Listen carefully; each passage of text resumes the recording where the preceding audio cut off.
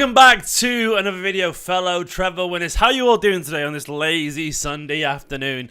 That's summer afternoon. I nearly sound the Kings then.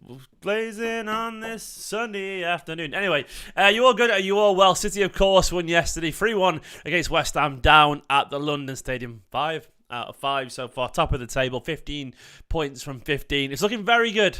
It's looking very good for Manchester City Football Club. And today, the 5 again. 5 things that we learned from this game. I'm buzzing about yesterday. I really am. I woke up today thinking about it. Oh, I say woke up. I didn't sleep last night. Poorly. My little son's poorly, bless him, Ruben. He's not very well at the moment. He's got a bit of a cold, so it was a tough night. But had plenty of time to go at Manchester City as a result. And I've got to talk about a few things in particular today, including the man in the title this video, Mr. Julian Alvarez, because he definitely deserves a big old chat about his performance. Of course, at the top of this video, I would like to say please do like the video. Give it a like. It does help support the channel massively, and I do appreciate it every single time anyone smacks that like button, especially to the 70 people watching live already. Do it right now. Hit the like button. Let's get the likes flying up. And of course, subscribe to the channel if you are new as well. It does help support. Massively appreciated. And of course, as well, is the match reaction from yesterday if you want to go and watch my immediate thoughts on the game yesterday. But let's get into the 5 things that we learned, because it was a good game yesterday. It was a good game. As Esteemed just said in the chat, West Ham away is no joke. They are a very good team, and I am feeling very confident about things this season. Very, very confident. The first thing I want to talk about is the quotes from Guardiola. Let me just try and find the quote anyway. He did say almost undroppable, so not quite undroppable, but that was the very exciting comment from Guardiola about Julian Alvarez. I mean, he was a man. If you take me back to the Fulham 5 things that we learned, you'll remember that I was very aggressively defending Julian Alvarez, where the narrative at half-time of the Fulham game was everyone was saying, he can't do it, he's not got the technical ability. Not everyone, a lot of people were saying, he can't do it, he shouldn't be playing as an attacking midfielder. And I was like, well, no, if Pep plays him there, there's obviously something that Pep sees in him, and you can't deny his output, his goals and assists, he creates troubles, he wins penalties. You can't deny that, man. You can't deny it. That's what I was saying after the Fulham game. And it turns out that the first half against Fulham was just a bad performance from everyone in the team. But once again, he's had another incredible performance. Alvarez yesterday was so good. He was so good against Manchester City, against West Ham. Like, honestly, it was just really impressive. If I can just jump over to here to see the stats, Alvarez there, of course, 90 minutes played. Didn't get many shots on goal, but 2 assists, of course, as well. Expected assist 0.43. So that quality that passed into Bernardo Silva, wonderful. And of course, he got the assist for Jeremy Doku as well. And 92% pass accuracy, 4 key passes. He walloped the post with a beautiful free kick as well. But that man was absolutely everywhere across the forward line, and so impressive. And you can see why right now Guardiola loves him. It's hard not to just see the quality that he's got and appreciate it, because Guardiola is a very honest person. He's very honest with the press about his players. And Alvarez just brings chances. He just brings goals. He just brings output. And football is all about the ability to stick the ball in the back of the net. And if you've got players that can do that, if you've got players that can make that more likely, you're going to want to play them. I can't deny that there is some rough edges for Julian Alvarez. He does need to improve a little bit technically. Like, his touch could be a little bit better, and maybe sometimes decision making. But some of the passes he was playing at times yesterday were just remarkably good. Someone said in the comments early on in this video, back in the start, said, remember when you did a video of Alvarez, and I got a South American expert on, and I did, and he said one of Alvarez's similar players is Thomas Muller. And he is. There are signs of that. You can see it. His movement is fantastic. He's got that ability to drop in behind the striker. And I think the thing is, for me, is like, Alvarez just sort of frees up so much space for Erling Haaland. And then, of course, by default, people like Jeremy Doku and whatever, and Phil Foden and everyone. But Alvarez, right now, look, he's only 23 years old. He's absolutely... Is he 23 or is he even younger than that? I think he's 23. He's 22 or 23. And he's absolutely attracted to trophies. Trophies just follow him around. And there isn't a single like team in the league, in my opinion, that wouldn't start Alvarez. I think everyone would start him. Like, I'm convinced United would start him. Arsenal would start him because he's better than Jesus and Nketiah, in my opinion. Liverpool would start him. Like, who wouldn't start him? Like, I really don't see it. Chelsea would. They'd all start him. Even Newcastle, like... They would all start him because he's that good. He's probably like the second best young striker in world football. And the only thing is that Haaland's in front of him. He's that level of good. And he's currently learning a new role as well. And he's still very new to this league. I know it sounds crazy, but it's only his second season here. And I think we've got a very special talent here that we're going to look back at one day as an all-time great. And Guardiola is going to turn him into that. You know, it's watching him, Guardiola, work his magic with him. It's going to be absolutely fantastic. A cracking player. He will get better and better. Second thing I want to talk about is your man, Jeremy Doku. There's a really great quote from yesterday from Guardiola. And let me find the quote. I'll try and find it. But either way, we look at the stats yesterday from Jeremy Doku. They were so impressive, you know. 1 goal, 62 touches, 30 accurate passes, 86% pass accuracy, 6 ground duels, 1 free key passes, 3 successful dribbles, 2 tackles, 1 big chance created. And he was involved in more as well, indirectly as well. It was really impressive. The Guardiola quote, let me try and see if I can find it somewhere. Yeah, there we go. He said, I will be honest, I didn't expect he would be at this level in his second game at Manchester City Football Club. Yeah, I mean, that was it. I didn't expect it to, but it's been really, really impressive. There's also a quote where he said he's a proper winger. Can I find the quote? There we go. I found the quote here right now for you. He said, I'd say his first game was shy, and today not. An unbelievable game. A proper winger. He has the ability to have the ball and go past people 1 versus 1. He has the quality to read when to make the pass. I was very happy in a very good performance. Now, people, of course, have already started being a little bit tribal. Like, you don't have to... Look, I've already seen it everywhere, and this is just a plea as a bloke who's been around the block long enough to know when people are sort of talking themselves unnecessarily into a hole. Not everything has to be a competition. People are using Doku's performance yesterday to dig out Jack Grealish. Just don't, man. Just don't. I guarantee you it accomplishes absolutely nothing. I know it's mainly kids doing it, but like, Grealish absolutely needs competition, but it doesn't mean we have to turn it as a negative about him. It's good. It's good for everyone. It's good for everyone. It's good for Jack Grealish. It's good for Man City. Like getting Doku is a net positive, and we don't have to turn it into a net negative for other players. Like, we don't have to make it like, you don't have to play players off against each other. Like, let other fans do that from other teams, and I mean that sincerely as well. It does not help to just start tweeting about Grealish being dropped and being caused a celebration. Of course it doesn't, man. He was a part of our treble winning side. Like, all you're doing is creating negative tension between the players. Like, you want positive tension. You know, you want them to encourage each other. You don't want to... Like, Grealish will read stuff on social media every now and then, and you don't want to create envy. You know, he's too nice to feel that, but it can happen. So in general, as much as people are excited for Doku, don't see it as a reason to stick the knife in on Grealish. I don't get it. It's immature. But then I guess a lot of people are only young saying that, and they are inherently immature. But that quote from Guardiola, proper winger, I don't think it was a dig at Grealish. I don't think it was. I don't think Guardiola's that petty, but I think he just meant it sincerely. Like, he's an old school winger. You know, like, he is a proper electric winger. There's no better way to describe him than a proper winger. And that's what Guardiola's always loved. And he sort of destroyed the narrative of this idea that Guardiola doesn't like players who can dribble and all this kind of stuff. No. It's never been the case. Marty Perenni, I can't pronounce it. I'm sorry, Marty, if you're watching somehow. But you know, the guy who wrote all these great Perenni, Marty, basically the guy who wrote all these great books on Guardiola and his team. He's very close to him. But Marty said Pep's always been a fan of dribblers. He replied to me saying that he wants dribbling all areas of the pitch, even defenders. And like, that's the thing, is like, there's always been this idea that he doesn't want a winger or doesn't want dribbling. No, he wants people to choose when to dribble. So when you see like young players and they look the great dribblers and Guardiola isn't playing them, it's not because they're dribbling. It's because he doesn't think they're ready to choose. And Doku yesterday was a great example of when to dribble and when not to. A few times where he didn't just run at his man, he held the play up and played it back, or he kind of waited until he had support, then played Guardiola and of course set up Haaland, who should have scored.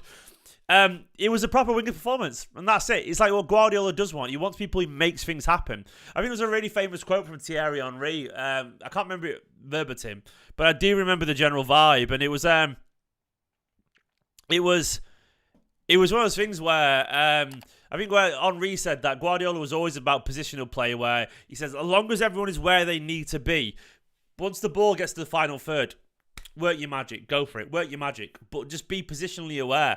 And I think that's what Guardiola wants. He wants wingers to run at people as long as they're doing all the structural team-based things that they need to do. And that's what we think we've got with Doku. He seems like a really smart footballer, a really humble footballer. And I think I wouldn't be, I wouldn't be surprised if you're looking back in a year thinking, oh my god, this guy is one of the best young players in the country. Like, I've got a feeling he could be an outside bet for Young Player of the Year. Like, I'm gonna look for the odds for that. Does anyone know where you can get the odds for it? Because I honestly have a feeling he's gonna explode, and I think Pep will be like, I like him.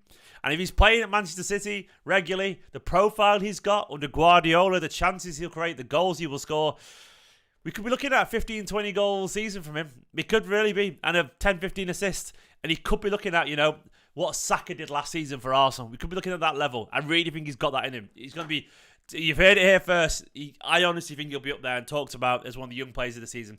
That's my opinion. That's my take. Take it to the bank. Third thing I want to talk about is Bernardo the Genius. Like, I know it's like we talk about the exciting new players. We talk about Vardiol. We talk about Alvarez. And we talk about Doku and everyone else. But sometimes you've got to turn that spotlight towards the ones that have been there for years. And I think Bernardo yesterday underlined his incredible ability. It's incredible importance to this Manchester City side. Of course, recently signed a new contract.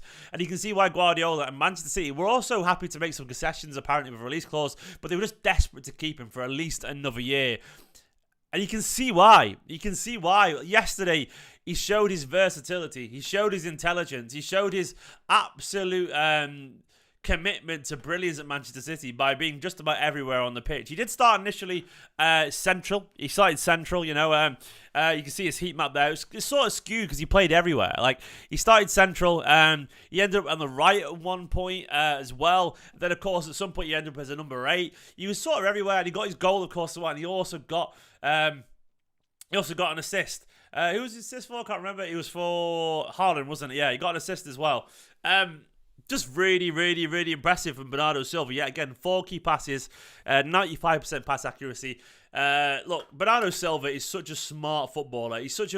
In my opinion, he's possibly the most intelligent footballer in the Premier League. Like, I really think he is. I think his ability to understand pretty much any game state. And what I mean by that is he understands when to keep the ball, when to create things. He understands when to drop in, when to be more defensive, when to attack. He just has this metronomic ability to understand the rhythm of the game and how to speed it up and how to slow it down. He's just a genius. Bernardo Silva is a footballing I really is. I feel that strongly about his importance in the team. And look, we are vastly less of a side if Bernardo's not available. I really, really, really, really hope that we keep him a long time because Bernardo Silva, a wonderful player. Pep has City hungry. The thing is, everyone talked about how City played and all that kind of stuff, and I'm already seeing. I mean, look at these stats from yesterday. I'm already seeing a hunger from this Manchester City side to create chances that I just was not expecting. I mean, you look at this yesterday. XG of 3.63. City should have won this game by 4-5, in my opinion. Like, the chances that we created yesterday with Haaland not taking them and so on. 29 shots to their 6. This is a West Ham side. Away, by the way. Bang in form. Like, this could have been a 5-6-1. We were absolutely remarkable at creating chances yesterday. And all the talk previously at the start of the season was about City losing De Bruyne and we don't create enough chances. How can we do it? We've honestly not even remotely struggled to create chances. That has been the story of the start of the season for me. Pep has this Manchester City side really, really hungry. There's a really nice little comment as well, actually, from Cameron early on at the start of the video. I can't get to it, but Cameron said, let me see if I can find it. Can I bring it down? Where's the... Let me just scroll. Let me bring it down. I'll show you there in the box because I think it deserves highlighting because I thought it was a really nice comment. Sorry, I'm just sort of trying to do some editing to bring it up into shot. Where's Cameron's comment? Let me go. Let's have a look. There's a really nice comment from Cameron. There we go. He said, there we go. It's on screen right now. He said, we replaced KDB with 4 players. Rodri with his playmaking from deep and long shots. Nunez with his power and drive. Foden with his creativity. And Alvarez with his ball striking and support for Haaland, which I thought was a really nice way of looking at it. And that sort of touches on what I said. I said at the start of the season where... Oops, I forgot to change that over. There we go. I forgot to... Sorry. Tongue-tied. But I said earlier on the season in my preview that I think smart players find a way to solve problems. And that's what Guardiola's done. Like, he's got so many different players kind of contribute in different ways that we just don't miss Bernardo Silva at all. And this Manchester City side right now, look, we are 5 from 5 right now. Plus 11. We are absolutely flying. We are clearly flying. And are absolute, like, I mean, you look at the goal scored. Is this average goal scored so far 2.8 per game? I'm looking at all these stats right now. 90% passing accuracy across the games, 14 goals in 5 games. We're averaging just under 3 goals a game. It's really, really good, man. It's really good.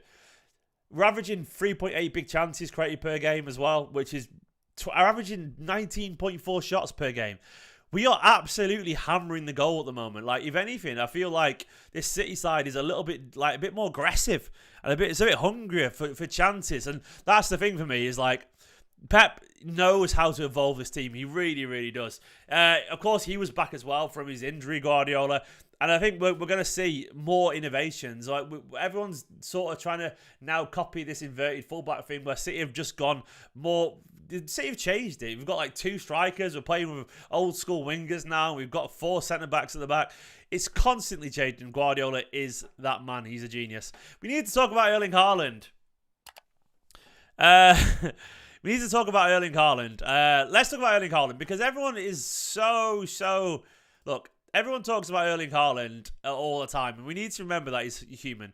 There was a clip going around on social media a couple of days ago from Big Ange, the Spurs manager, Ange Postecoglou, and he was very rightfully talking about players being human, and they are just as likely to make mistakes or be affected by things always, you know. Now, I'm not saying this is like relatable to Haaland in this particular scenario, but what I'm saying is worth remembering what we all praised 24 hours earlier when we talk about Haaland. This idea that he can't be imperfect, that he can't make mistakes, that he can't have spells where he's not finishing chances as well. We don't know why, but it's weird, because we're sat here looking at Haaland, who yesterday he scored. He had an XG of 2.56. He should have scored, you know. He should have scored maybe more than... He should have scored probably a hat-trick yesterday. And it's weird because he's got 7 goals in 5 games in the Premier League. And I think, honestly, he should have 10. He should have 10. He's had a couple of games where he's missed sitter after sitter after sitter. And it's like...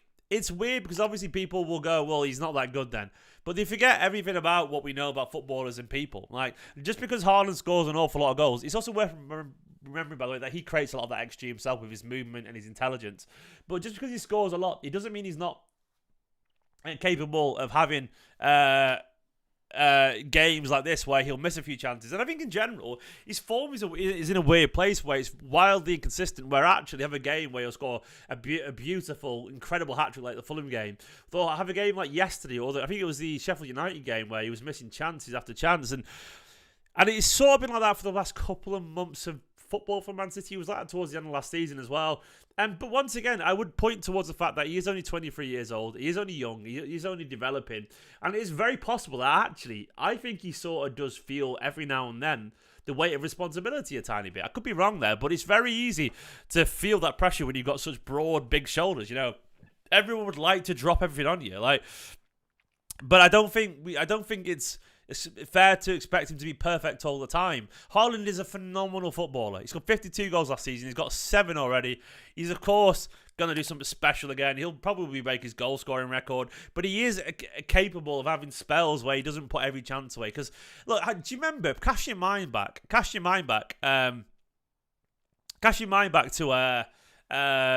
like Aguero. And the amount of times I remember thinking, how has he not scored that? But then he'd score a harder chance. Or where amount of times I thought Aguero should have a hat-trick today. Like, I remember that so clearly, that feeling.